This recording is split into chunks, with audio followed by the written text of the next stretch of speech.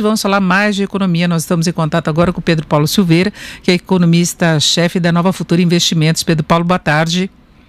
Boa tarde, Denise. Boa tarde a todos. Bom, Pedro Paulo, nós tivemos ontem a surpresa do Copom, não é? A redução de 0,75 ponto na taxa Selic, caiu para 3%, indicação de que pode cair até mais 0,75 na próxima reunião, e aí nós temos uma repercussão pesada aí no câmbio, que agora está em quase R$ 5,84 no comercial, alta de 2,37%, bolsa que vinha em alta, virou, agora está em queda de 0,55%, mas essa questão do dólar. Pedro Paulo, eu queria a sua avaliação em relação ao corte dos juros, essa possível continuidade e as implicações que isso tudo tem para a economia. Bom, Denise, obrigado pelo convite, como sempre. Olha, eu acho que o BC agiu de acordo com a regra que ele tem para definir a taxa de juros, né? Ele reage às expectativas de inflação, à inflação observada, e reage também em função do hiato do produto, né? O nível de desemprego, a taxa de crescimento. E nós estamos assistindo um evento absolutamente catastrófico do ponto de vista da atividade econômica. A gente deve ter uma contração esse ano que vai ficar entre 5% e 7%, né, para dizer, é o número que a gente tem inicialmente. Então, a reação do Banco Central, segundo ele mesmo apontou, é proporcional à forma como ele está vendo a atividade econômica. Se a atividade econômica é de queda nessa magnitude, então justifica uma queda na taxa de juros nessa magnitude também. E contrata, inclusive, uma segunda redução na taxa de juros de talvez 75 pontos, reduzindo ainda mais. Então, eu acho que é proporcional ao que acontece, o que a gente está lendo de atividade econômica de inflação. E agora, você colocou bem a questão do câmbio. Evidentemente, o dólar tende a subir, e já vem subindo bastante desde julho, agosto do ano passado. Ele acelerou a alta, ele vem subindo desde os 3,80 a 3,90, basicamente como uma reação à queda do diferencial à taxa Selic e à taxa de juros americana.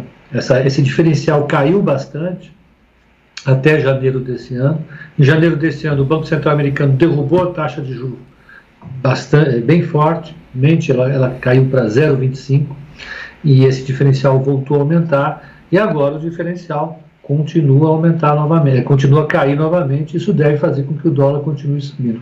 Resumo, eu acho que, a menos que o Banco Central intervenha pesadamente e venda volumes significativos de reservas internacionais e swaps, a gente vai ver o dólar chegando ali aos R$6 com tranquilidade até o final do ano. Pelo impulso que ele teve hoje, a impressão é que ele pode chegar muito rápido a esse patamar, principalmente se todo o cenário indicar mais esse corte de 0,75, os juros aqui no Brasil chegariam que estava nos Estados Unidos no ano passado, né? Exatamente. Vai beirar os 2% pela primeira vez na nossa história, mas eu acho, veja, uma queda dessa magnitude da atividade econômica, produzindo o desemprego que está produzindo a paralisação da economia tal qual nós observamos, pode resultar numa redução dessa magnitude da taxa de juros. A questão é que nós sempre temos, Denise, a nossa moeda não é uma moeda-chave, é uma moeda de país emergente, é uma moeda de país emergente que tem um endividamento elevado, que tem uma percepção de risco ainda elevada para os padrões internacionais, mas, por outro lado, se é garantido que a atividade econômica vai se recuperar de forma lenta e que nós não temos um risco de inflação, essa mudança da taxa de câmbio pode proporcionar ao país uma mudança importante nos preços relativos e tornar a nossa economia mais competitiva. Eu acho que não vai ser só coisa ruim. A gente tem um balanço de pagamentos que não estava fechando bem já desde o ano passado, esse ano deve piorar.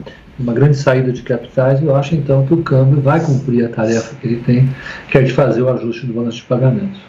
Agora, Pedro Paulo, a gente tem aí um percentual importante das empresas na área industrial que usam insumos, matérias-primas, componentes importados, né? Nós vimos, inclusive, quando houve problemas na China, que alguns segmentos aqui foram afetados. Então, isso mostra bem o intercâmbio. Isso não pode levar a um aumento de custos que, em algum momento, tenha repercussão como inflação? E se você pensar num ambiente de demanda mais fraca, as indústrias não ficariam numa situação mais difícil antes de poder ter esse impacto do ponto de vista de competitividade na média? Eu acho que a primeira coisa, com certeza, você vai ter uma pressão enorme sobre as margens das empresas. Você tem produtos que precisam ser importados, bens intermediários, bens de capital, matérias-primas importadas do exterior, para você fabricar aqui ou bens acabados para vender aqui diretamente, você vai ter uma margem extremamente exprimida para as empresas e elas vão precisar aumentar preços. Se elas vão conseguir aumentar esses preços, vai depender da atividade econômica. A gente vai ter o processo de recuperação impondo um desafio enorme para o setor empresarial brasileiro que tem essa relação com o exterior. E se a inflação subir, a resposta tem que ser uma só. O Banco Central vai ter que subir de novo a taxa de juros, né? Então a taxa de juros volta a subir, volta para o patamar de 3,5%, 4%, o nível que for, para acomodar essa alta da inflação. Mas o Banco Central seguiu a regra dele, ele responde ao horizonte que ele consegue enxergar a partir dos relatórios e a partir das expectativas do mercado. A taxa de inflação esperada para o ano que vem está sob controle, a taxa de inflação esperada para esse ano está muito abaixo da meta, e ele decidiu reagir a isso. Se a inflação subir, vai ter que subir a taxa de juros de novo. Agora, Pedro Paulo, fica uma outra preocupação com relação ao impacto efetivo que os juros poderiam ter sobre o custo da dívida, por exemplo, o custo do crédito, né? Que muita gente comemora a redução dos juros pensando nessa possibilidade. E a gente vê que tem gargalos enormes aí na concessão de crédito, até mesmo daquelas linhas emergenciais, né? O fator aí desconfiança acaba pesando mais. E desconfiança contra o país também pode levar o governo a ter que pagar mais do que esses juros sinalizados pelo Copom para captar recursos, as empresas. Isso não pode acontecer? Pode. No próprio comunicado, o Banco Central, comunicado da redução da taxa de juros, o Banco Central sinaliza que se as reformas que o mercado deseja não forem realizadas, a taxa de juros estrutural do Brasil, a taxa de juros de longo prazo, ela pode subir, né? Basicamente reagindo ao que você falou. Nós vamos ter um problema sério fiscal, né? A relação dívida-PIB vai subir bastante, o déficit público vai subir bastante e a nossa taxa de crescimento vai ficar baixa por um bom tempo. Ao olhar isso, os investidores estrangeiros vão perceber o risco brasileiro como maior do que aquele que eles percebiam antes dessa crise. Então, essa taxa de juros sobe por causa disso. Em relação ao crédito, o que eu posso te falar simplesmente é o seguinte: eu ouvi as teleconferências dos grandes bancos que soltaram os resultados, e é unânime a disposição dos bancos em reduzir a oferta de crédito nesse momento, sobretudo para pessoas físicas. E eu acho que é bastante compreensível, do ponto de vista econômico, que os bancos reajam com redução na oferta do crédito por dois motivos.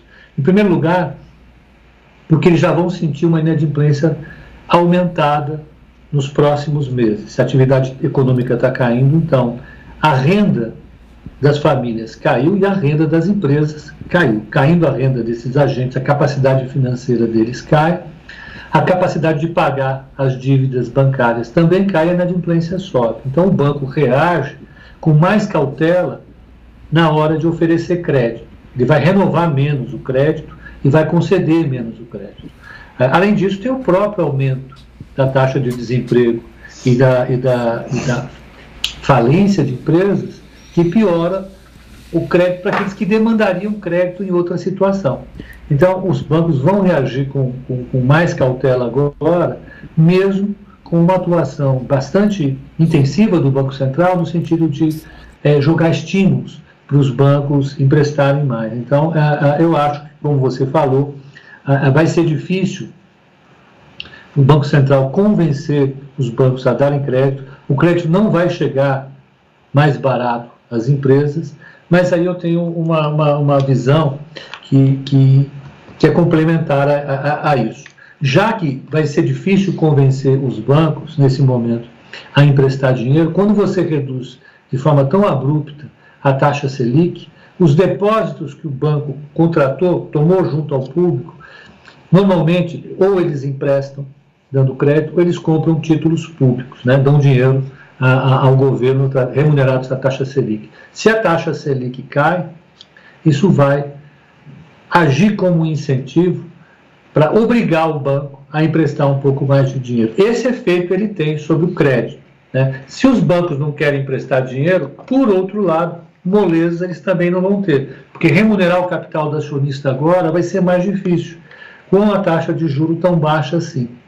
Isso vai fazer com que os depósitos que estão disponíveis, o caixa que está disponível para os bancos, fique mais caro relativamente ao custo dos depósitos. Isso pode ajudar um pouco no processo de irrigar a economia com mais crédito.